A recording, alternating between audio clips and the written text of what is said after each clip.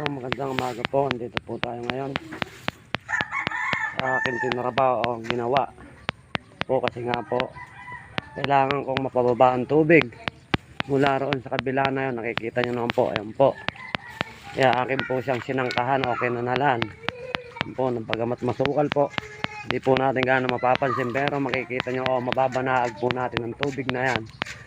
Yan po kasi ang kailangan natin mapababa rito para hindi pagmula ng mga kitikite. Pagka siya nagkakiti-kite, magkakaroon po siya ng lamok, magiging sanhi po ng lamok. Pag nakakagat po siya, magkakaroon po tayo ng problema sa ating mga anak. Kaya ginawan po natin ang paraan ng ating problema ng tubig dito sa ating harapan o tagiliran.